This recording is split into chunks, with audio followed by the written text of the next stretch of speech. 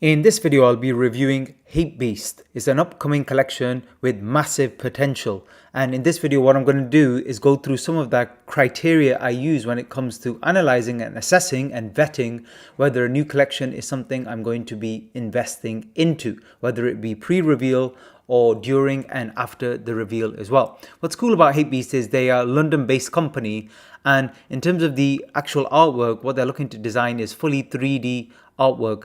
And what I'm going to cover in this video also is their social media, their Discord, the time in development, any promotions they're doing at the moment as well. What I'll do in the description, the first link in the description, that's to their Discord channel.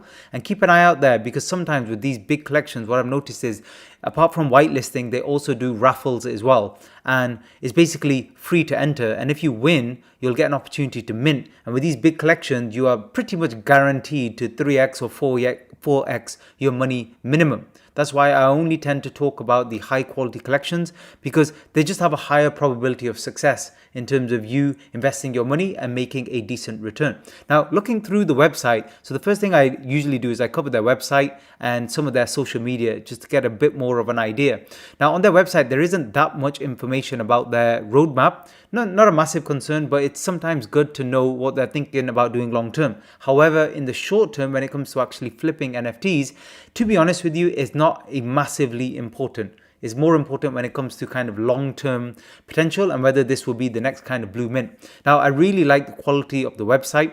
I think it's very, very stylish. In terms of numbers, we'll come back to this, but there's 8,192. That's very important when we come to tokenomics. What tokenomics basically is an assessment of the amount of interest, demand in a particular type of coin. That could be any crypto coin. It doesn't have to be an NFT. And then trying to assess whether what the value might be per coin or per NFT because of that interest.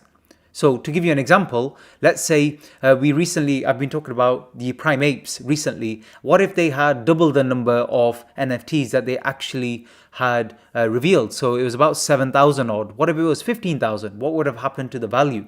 That's where tokenomics comes in, is trying to make that assessment there.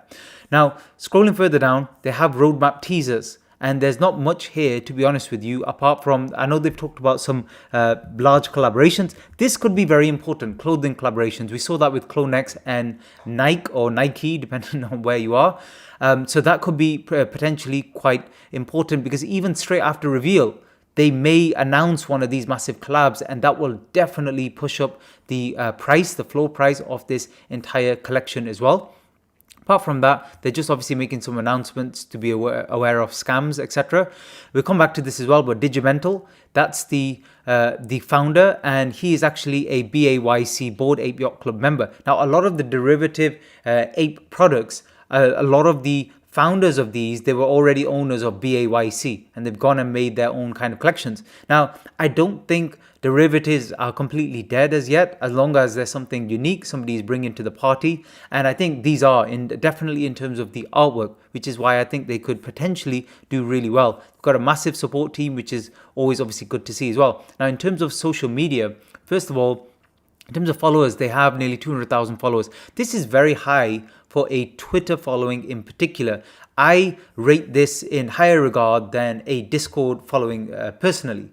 And looking through these, the other good thing is when they mention some kind of sneak peeks and things like that, there's a lot of engagement. The other thing I want to avoid seeing is too much in terms of promotions for this particular project. So nearing the time of launch, what I tend to do, one way I do it is I just type in Hapebeast or Hapebeast Gang, something like that, and just see where it's being mentioned. Because I don't want too many people kind of promoting them just for the sake of promoting, to be honest with you. That's something I want to avoid seeing. I want there to be genuine interest in this project, and there does seem to be. I've noticed in a few recent ones that was not the case. So that's something it's not a red flag, it's just something that goes into, when I'm looking at the pros and cons, it's something that comes into the cons. The other thing I look at is development. So when you look at their announcements, when they first kind of launched the Discord and started talking about it and giving trailers and sneak peeks, it was a while ago. We're talking, way back in October. So there's an increased time of development. They're really taking their time to get this right. To be honest, there's been so many Hapebeast scams in the meantime because they're taking their time. They're working towards a project launch, which is release date of January 19th. Now that might not be fixed in stone as well. So just be aware of that. But this is something I like to see. Probably you guys are the same, but I've seen many projects just quickly launch. It seems like within days they've suddenly got a brand new Twitter account, 100,000 on Discord. They've launched something which is a quick ape derivative, which looks okay but nothing special, no real kind of roadmap, and suddenly boom, it's on OpenSea and people are buying and following into the project, and then it collapses. That's not what I want to see. So that's another kind of good sign as well. And in terms of the founder has massive following of 49,000 followers on Twitter as well. And I've had a look at some of the other designs, not only of Hapebeast, but it looks very stylish, especially when it comes to fashion. It does give me kind of Clone X vibes. So again, that's very good sign as well to see. Now, going further down, we discussed the kind of roadmap already, but in terms of tokenomics, this is where it gets very interesting. So what I look for is, I'll scroll right to the bottom of announcements here. I want to see if they're doing anything to promise holding the floor value or the value of this collection after it's actually launched and it's on the secondary market. Recently, some of the bigger collections, they've started to do that. And that's very important. For example, I'll give you, for argument's sake example, what if this launches and the founder says, look, we're going to sweep the floor and buy the lowest 100 of these even before pre-reveal just to make sure it maintains a 2 ETH price. Now, they're not going to generally go back on that, especially if it's voted in a community. And if they do that, well, this really makes it very easy to buy into the mint price of 0.2 or even pre-reveal to buy in at 0.5, 0.6 if they're promising that it's going to be 1 ETH, 2 ETH minimum, and they're prepared to buy any of the cheaper ones. So really think about that. This is very important. This is why it's important to do your own research and to read this thoroughly. By the way, just take a quick pause. Don't forget to subscribe, turn on the notification bell. Although it's very early for me, I am contacting some of the bigger collections and it may be too soon for things like Hapebeast. But some of the ones launching later in January, which I'll be discussing on the channel, I am trying to get as many whitelist spots as I can for my subscribers in particular. And I will endeavor to do that. No guarantees, obviously, but if I do, I'm only discussing mainly these big collections where clearly this is not going to have a floor price of anywhere near 0.2 ETH when it comes to time of reveal. My prediction is it's probably going to be 2 ETH or more. I see it as very similar to Primates. And in terms of tokenomics, remember they're only launching about 8,000, but already in the Discord there's 475,000. Massive amount. I don't take on the Discord number at all. I kind of ignore it because the problem is you get so many bots in the Discord and so many people just trying to get raffle spots and stuff like that to see if they can win a free mint, which then they're going to flip anyway, immediately, just to make a quick profit. So that's not what I'm interested in. I'm more interested in general, how are they actually launching? Is it all whitelist? Are they doing a public sale? This feels to me that it's all going to be whitelist, and I wouldn't be surprised if they launch and many people who claim to be on the whitelist didn't even get a chance to mint. So it's all sold out literally within seconds. And if that's the case, if that happens, what do you think is going to happen in the secondary market? Same as Primate. These are going to get driven up and ramped up rapidly in terms of price. Just my opinion, of course, do your own research, but this is not the first time I've been involved with this type of project. Now, the other thing I've noticed is they've been asking questions about what to do in terms of whether they should keep some of the Hapebeasts themselves or whether they should actually buy and sweep the floor.